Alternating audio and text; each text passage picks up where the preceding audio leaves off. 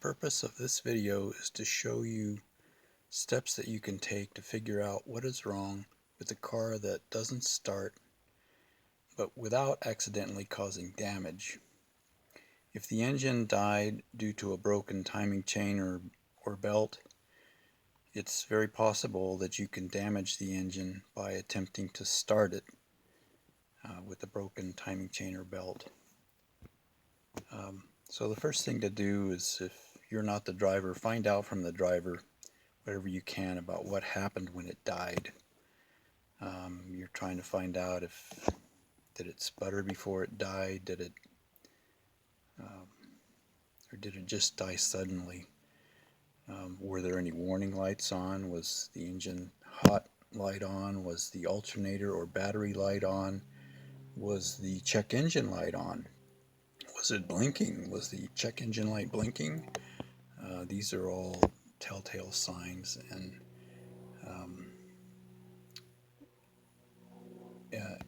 you'll just have to go from there. You can look at my website. I'm going to put it in the description. There are lots of suggestions there on what to troubleshoot for, but the main thing is to figure out what went wrong with this car and get it back on the road, if that makes sense. So you want to know, did they try to restart it and what happened? Was it just wouldn't turn over at all, or was it cranking and not sputtering? Those kinds of clues they can help you with.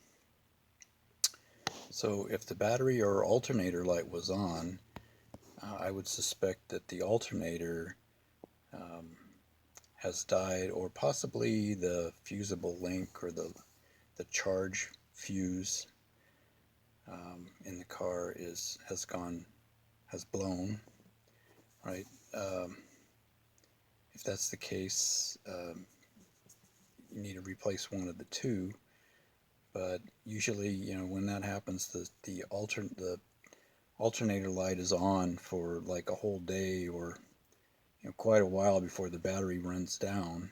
Hasn't been charging, so eventually it's just going to run down to nothing, and then the car is going to stop, or it's at least not going to start. Right? It takes quite a bit of power left in the battery to start. It'll keep running for a long time without charging, say a day or so maybe, and then just die suddenly and have nothing left. So that's a clue. And in that case, what I normally do, if I can't find a burned fuse associated with the alternator charging, then I will take the alternator off and take it to, say, O'Reilly, a parts store that does free testing on alternators. Have them test it first before I buy a new one. And if it tests good, then I need to keep searching for another problem with the alternator circuit. Then I'm going to look up the circuit and find out exactly what fuses are involved, make sure it's getting power for the field coil, so it has to get power in to actually produce power, and so forth. So I'm going to go to the circuitry, and I'm going to troubleshoot that alternator circuit. And you can find a lot of information on this in my website again, which you'll find it in the description. So now, the driver may not be available to talk to, or they may not remember what happened. Who knows what situation you may be in. So if they can't tell you anything, then the first thing I do is I scan the computer. I put my scanner on the OBD2 port, and if the car is older than that, you're in luck, because it's going to be easier. But this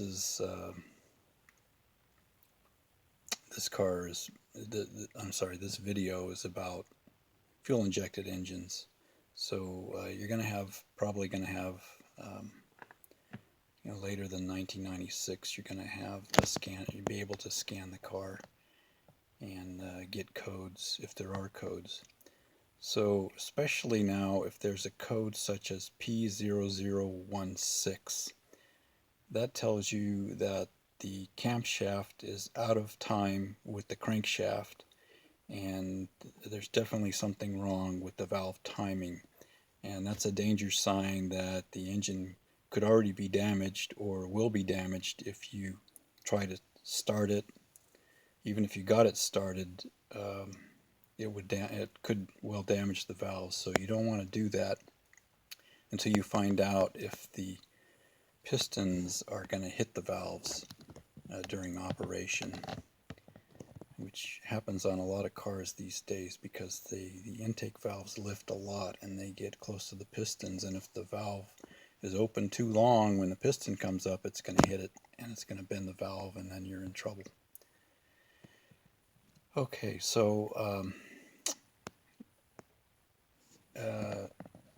you're going to hook up your OBD scanner, and the battery may be dead, so you may have to jump the battery just to get power to the computer, because you got to turn the key on to get power to the computer, and there's got to be power there, and then you run the scan.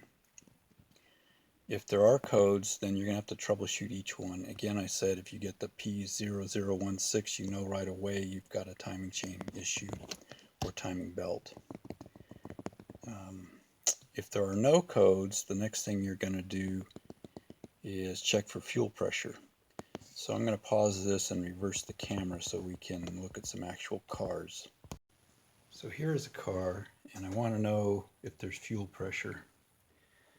I look down here, these are the injectors, and this is the fuel rail along in here, and this is where the fuel comes in, this line right here, and it goes down here. But I don't see any port on this fuel rail or fuel line that will allow me to measure the fuel pressure. Even if I could borrow a gauge, I don't think I'm going to be able to measure it here. Let's look at another car. This one's a V8, so it has a rail on each side. This rail has no valve either. Schrader valve. I'm looking for something that looks kind of like a tire valve. And I look on this side. I see the fuel connection here.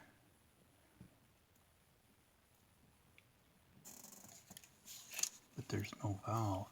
What I do notice though is right here, sitting on top of the fuel rail, right here, looks like a fuel pressure sensor.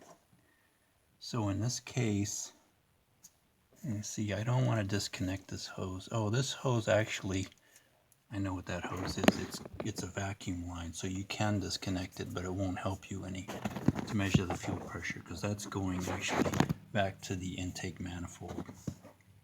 But this pressure gauge tells me that I can use my OBD scanner in real data, live data format, find that mode of operation and look up the fuel pressure, and then turn the key on the ignition to see what the fuel pressure is.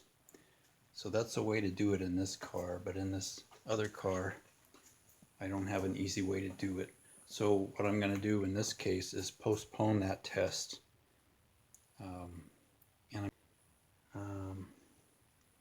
The other thing that you can do to see if the, because for there to be fuel pressure, the fuel pump has to work, and for that it needs to have a good circuit, and also it could possibly be a bad fuse, a blown fuse to the fuel pump, or the pump itself may not be producing pressure. One thing you can do is when you turn the key on, you should hear the fuel pump work momentarily. You know, just might only be a second or two, but normally you will hear, and if you have to, you can send someone back or someone else to turn the key while you listen, and you can open the fuel. If you have a cap on, take it off and listen. Put your ear here and listen for the fuel pump to go when someone turns the key on.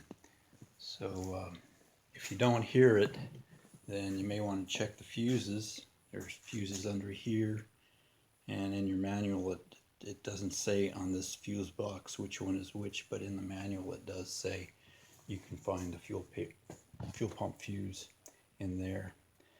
So but let's say you either found pressure or you weren't able to determine the fuel pressure. So I'm going to move on. So after checking for fuel pressure, or even if I wasn't able to verify there's fuel pressure in the car, in this case I would, because I'm going to check the OBD data and look for the fuel pressure.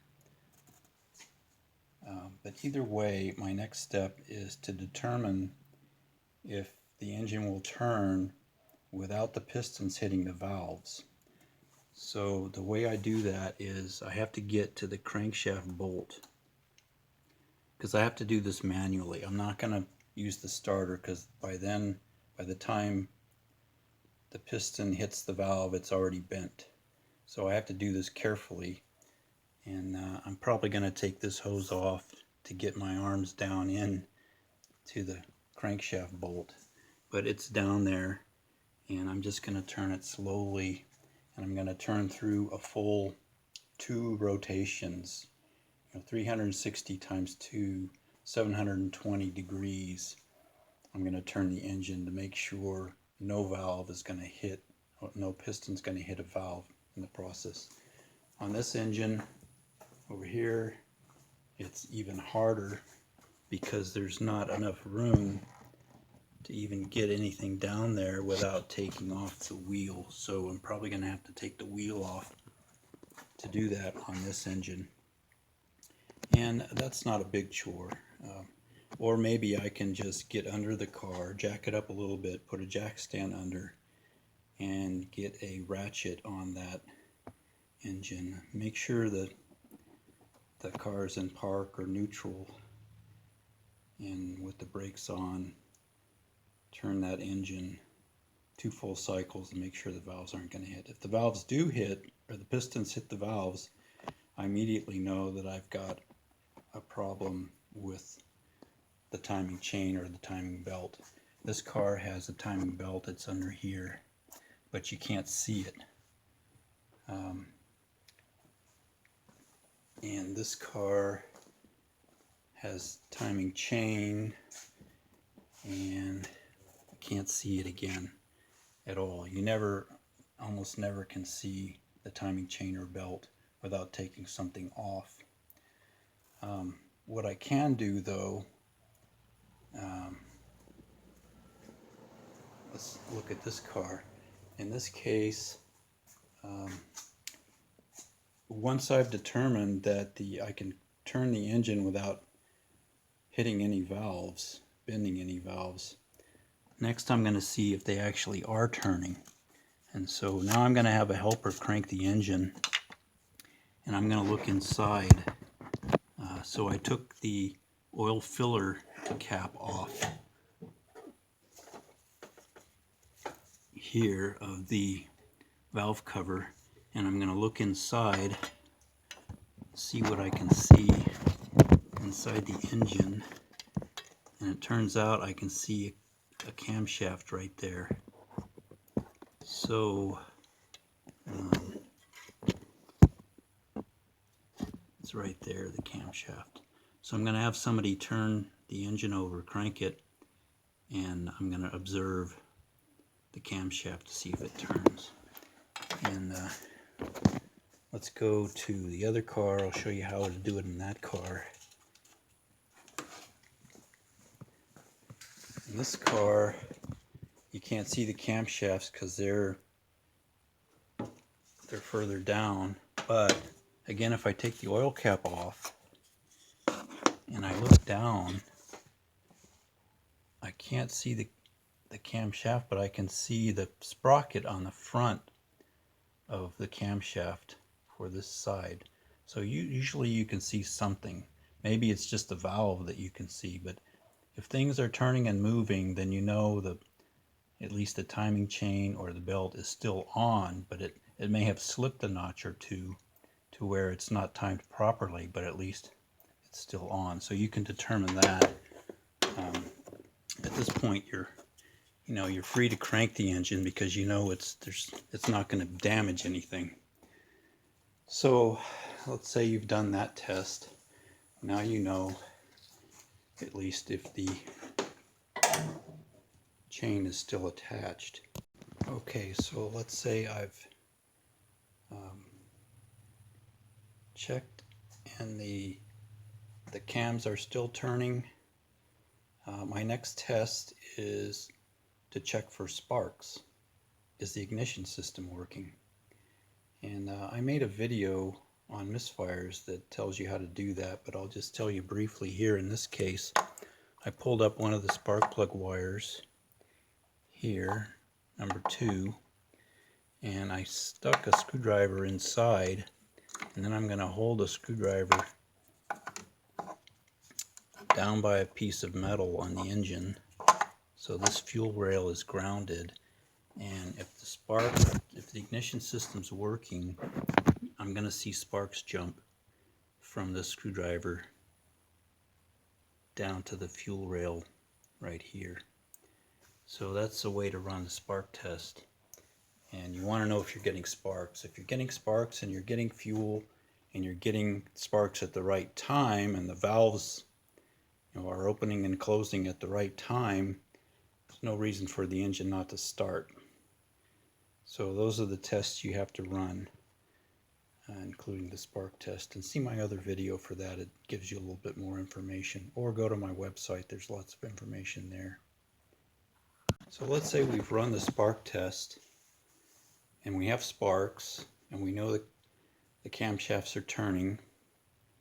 We're not sure they're in time yet, but at least we know they're turning. We don't know for sure if fuel is getting in past the injectors. Let's say we verify that we have fuel pressure, or maybe we haven't yet. Maybe we're not sure about the fuel pressure.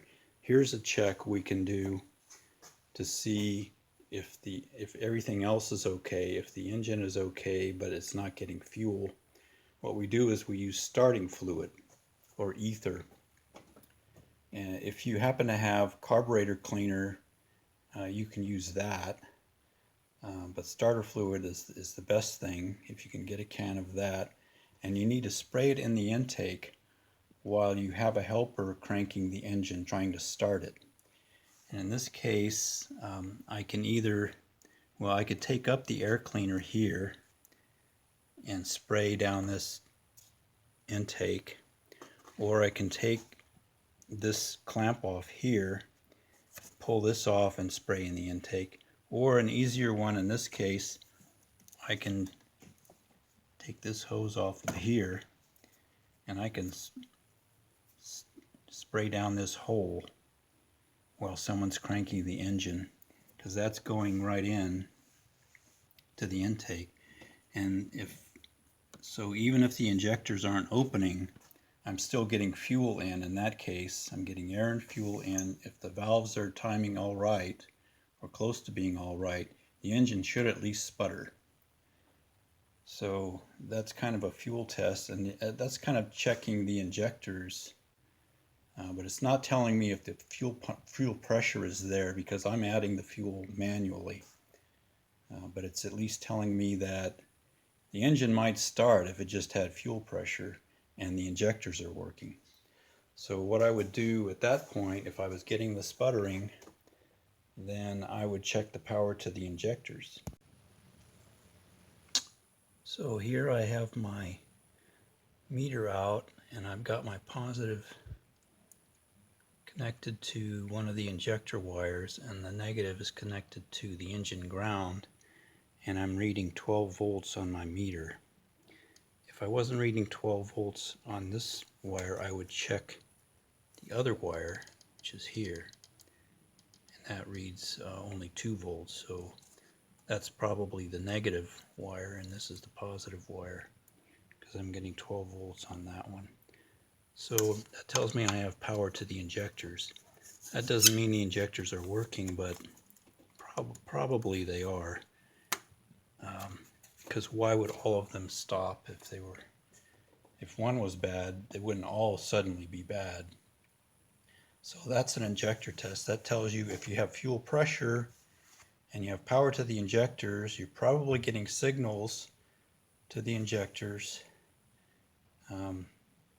The camshaft sensors back here are measuring the rotation of the camshaft, and that's timing the injectors.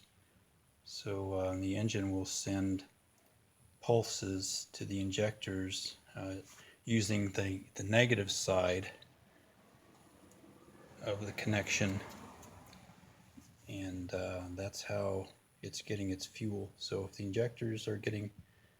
Another thing you can do is, while cranking the engine, you can measure both terminals. Let me show you how I would do that. I'm going to take that thing back off. So I've got the, and I'm going to change this to AC, and then if I put my two probes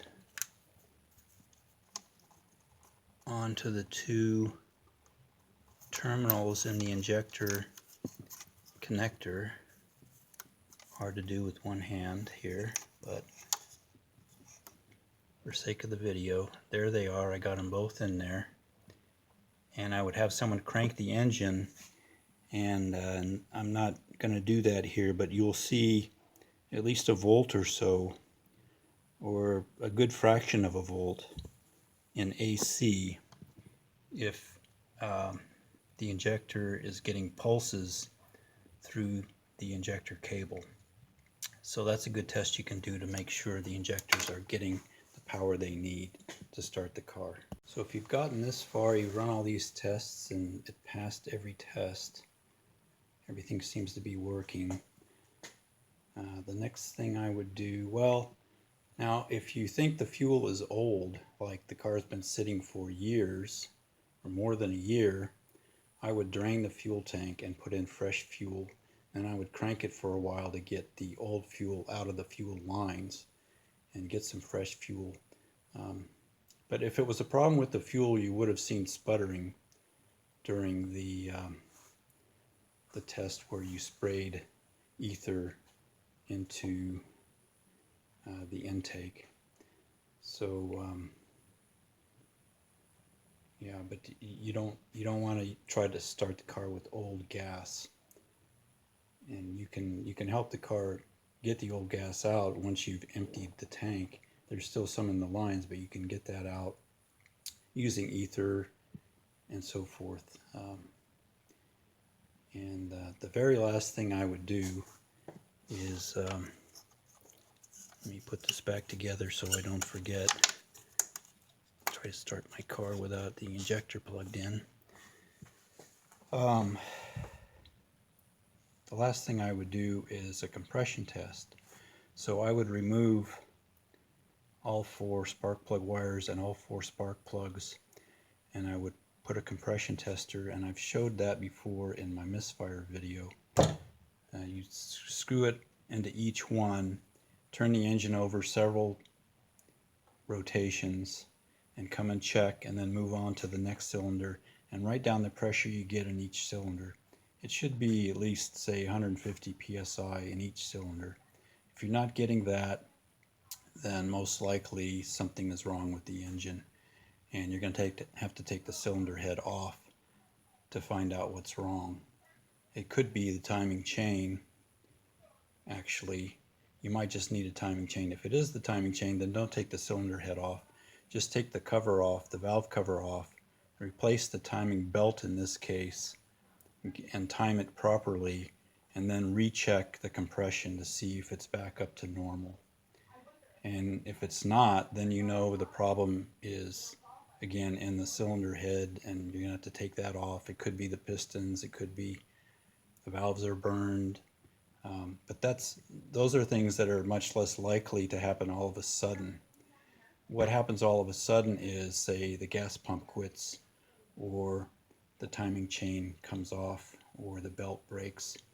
Those are things that can happen suddenly, and that's what this video is about. It's about the car suddenly dies, and how do I figure out what's wrong with it. Okay, that's all for now. Thank you.